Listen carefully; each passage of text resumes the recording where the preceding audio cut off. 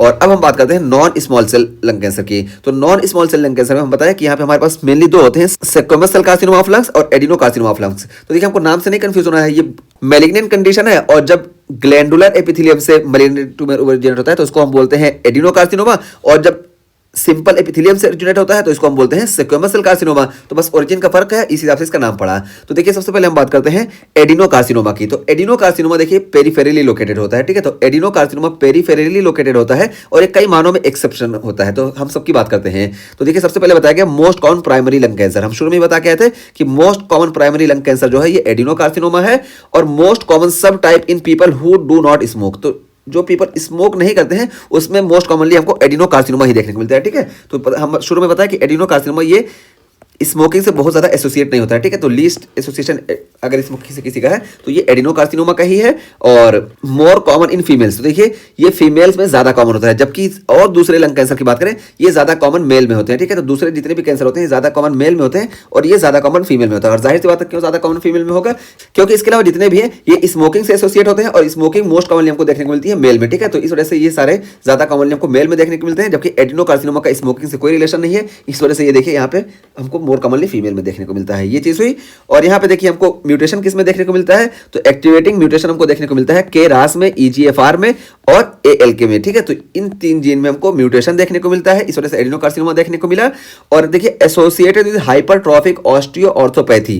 तो देखिए ये हाइपरट्रॉफिक ऑस्टियोआर्थोपैथी से एसोसिएट होता है। और ये हाइपरट्रॉफिक ऑस्टियोआर्थोपैथी क्या होता है कि यहाँ पे हमको हाइपरट्रॉफी देखने को मिलती है बोन की और कनेक्टिव टिश्यू वगैरह की हाइपरट्रॉफी देखने को मिलती है, इसी को हम बोलते हैं हाइपरट्रॉफिक ऑस्टियोआर्थोपैथी। और यहाँ पे हमको फिंगर्स की क्लबिंग वगैरह देखने को मिलती है, ठीक है। तो इसी को हम क्लबिंग बोलते हैं हाइपरट्रॉफिक ऑस्टियोआर्थोपैथी को। तो ये हाइपरट्रॉफिक ऑस्टियोआर्थोपैथी या क्लबिंग से बहुत ज्यादा एसोसिएट होता है एडिनोकार्सिनोमा।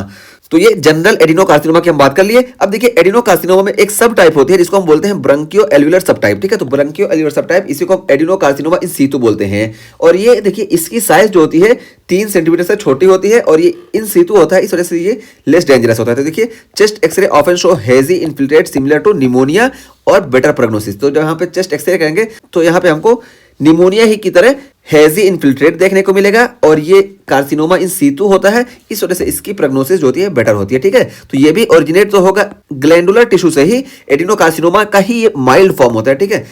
और माइल्ड फॉर्म क्यों होता है, क्योंकि ये कार्सिनोमा इन सीतु होता है, ये इन्वेसिव नहीं होता, यानी अभी तक ये मेटास्टेसाइज नहीं हुआ है, तो इस वजह से इसकी प्रोग्नोसिस भी अच्छी होगी।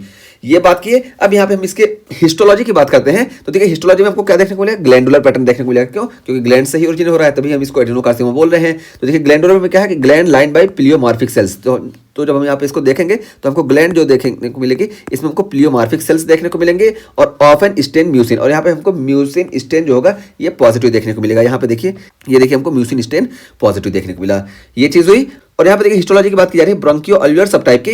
तो ब्रोंकियो एल्वुलर सब टाइप क्या होता है कि ग्रोज अलोंग एल्वुलर सब टाइप, क्योंकि ये इन्वेसिव नहीं होता है, कार्सिनोमा इन सीतु होता है, इस वजह से यहाँ पे देखिए हमको ग्रोज अलोंग एल्वुलर सेप्टा। तो एल्वुलर सेप्टा जो है उसके अलोंग से ये ग्रो करेगा। और apparent thickening of alveolar walls, और ये एल्वुलर वॉल्स जो है ये एल्वुलाई की वॉल्स इसकी अपरेंट थिकनिंग देखने को मिलेगी। और देखिए tall columnar cells containing mucus, और यहाँ पे हमको टॉल कॉलमनर सेल्स देखने को मिलेंगे और इसमें हमको म्यूकस देखने को मिलेगा, ठीक है।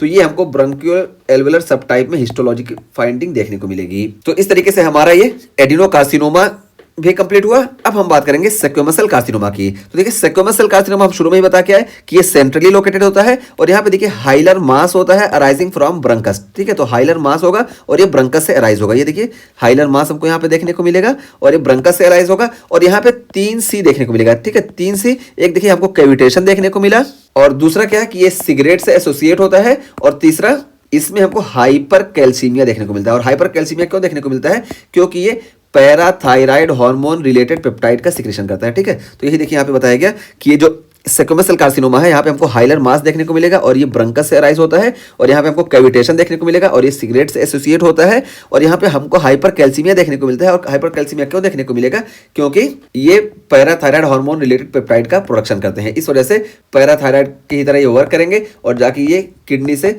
ज़्यादा कैल्शियम का एब्जॉर्प्शन कराएंगे, इसी तरीके से जीआईटी से भी ज़्यादा कैल्शियम का एब्जॉर्प्शन हमको देखने को मिलेगा। ठीक है, तो इस वजह से ये जो होते हैं हाइपर कैल्सीमिया कॉज करते हैं।